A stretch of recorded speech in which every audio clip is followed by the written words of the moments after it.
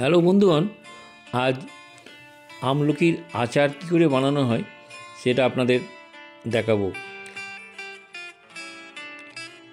আমলকির আচারটা প্রথমে আমলকিগুলোকে নিয়ে ভালো করে ধুয়ে নিয়ে এটাকে গরম জলের মধ্যে একটু ফুটিয়ে নিতে হবে। ফুটিয়ে নেওয়ার পর এরকম একটা ফেটে ফেটে যাবে গাটা, তখন এই ফাটাটা দিয়ে আস্তে আস্তে ভিতরে বিচিগুলোকে বার করে নিয়ে এটাকে আলাদা করে নেওয়া হয়।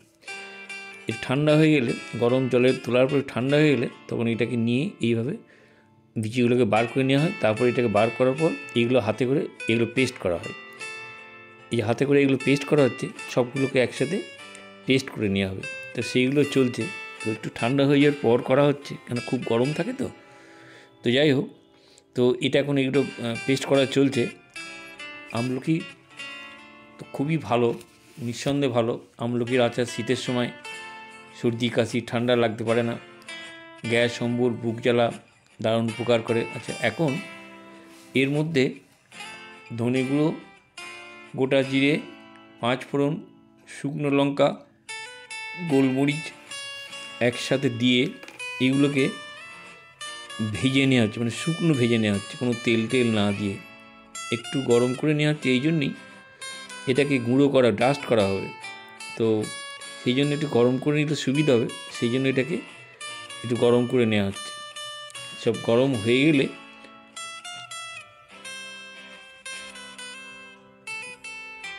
এটাকে মিক্সির মধ্যে ঢেলে নেওয়া হচ্ছে, নিয়ে এগুলোকে একটা গুঁড়ো মতো করা হবে, পেস্ট টাইপ, মানে পাউডার টাইপের আর কি। আর এই সময় গন্ধটা খুব সুন্দর গন্ধ বেরোয় একটা।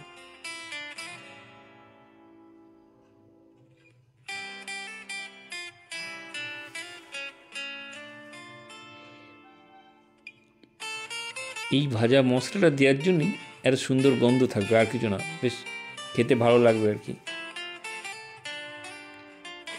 বেশি করে শীতকালের সময় তো এটা খুবই ভালো। তো এখন এটা সরষের তেল দিয়ে গরম করে নিয়ে ওই যেটা আমলকিগুলোকে পেস্ট করে নেওয়া হলো, সেই পেস্টটাকে এর মধ্যে দিয়ে এটাকে ভেজে নেওয়া হবে। গরম তেলের মধ্যে দিয়ে এটাকে একটু ভেজে নেওয়া হবে। এটা সুন্দর করে ওই তেলের সাথে এগুলোকে মিশিয়ে নেওয়া হচ্ছে। এটা যতটা সম্ভব সুন্দর করে করতে পারলে সেটাই ভালো হবে আর কি। বা এই পিসটা যত ভালো হবে, তাহলে দানা দানা যেগুলো থাকছে সেগুলো থাকবে না।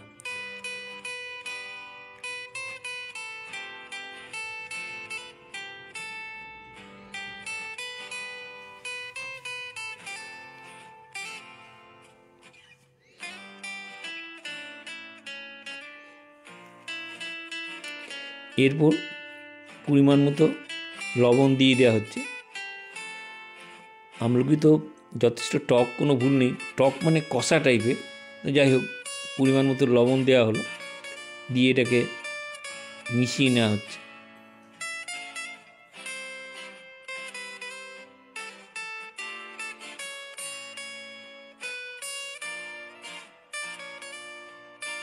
আমাদের চ্যানেলের নাম শিলানুকূল কুকিং। যদি ভালো লাগে আপনারা অবশ্যই একটা লাইক, শেয়ার, একটা কমেন্ট করবেন। এখন এর মধ্যে চিনি মিশিয়ে দেওয়া হচ্ছে, নচেত একটু আগে বললাম খুব কষা, তো একটু মিষ্টি না হলে ভালো লাগবে না। যেমন লঙ্কা দিয়ে ঝাল ঝাল হবে, তেমনি মিষ্টি দিলে একটু মিষ্টি মিষ্টি হবে, সেই জন্যে চিনি দেওয়া হলো।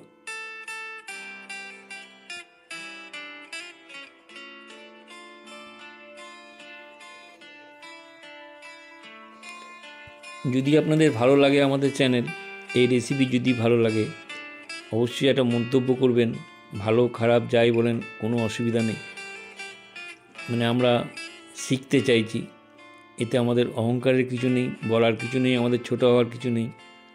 কাইন্ডলি একটা কমেন্ট করবেন, আর একটা যদি সম্ভব হয় সাবস্ক্রাইব অবশ্যই করবেন। সেই মশলাগুলো যেগুলো ভেজে রাখা হয়েছিল সে এবারে এর সাথে মিশিয়ে দেওয়া হচ্ছে।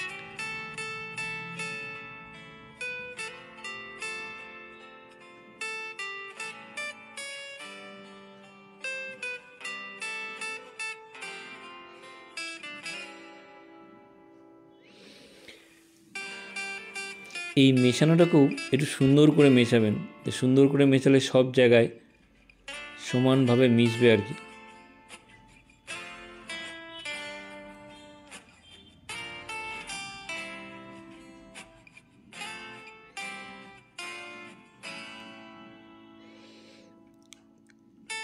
এর মধ্যে একটু ভিনিগার দিয়ে দেওয়া হলো, অল্প একটু ভিনিগার দেওয়া হলো, নচেত নষ্ট হয়ে যাবে। ভিনিগারটা দিলে নষ্ট হবে না। আর এটা শিশিতে ভরার পর যদি সম্ভব হয় রোদে একটু বেশি করে দেবেন, তাহলে থাকবে, একেবারেই নষ্ট হবে না। 2 মাস 3 মাস আরামসে খেতে পারবেন, কোনো অসুবিধা নেই। তো এটাকে নিয়ে এবার আমাদের কাঁচের শিশির মধ্যে ভরে রাখা হচ্ছে আর কি। যদি আপনাদের ভালো লাগে অবশ্যই একটা লাইক, শেয়ার, কমেন্ট করবেন। একটা যদি সম্ভব হয় সাবস্ক্রাইব করবেন। আপনারা ভালো থাকবেন, সুস্থ থাকবেন।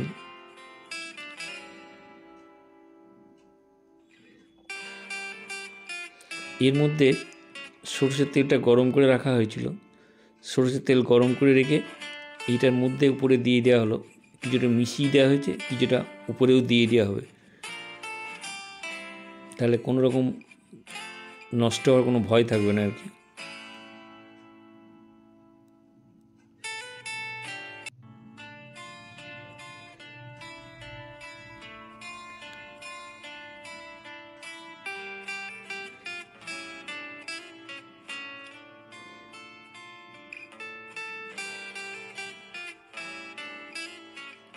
তেলটা উপর পর্যন্ত দিয়ে দেওয়া হচ্ছে আর কি।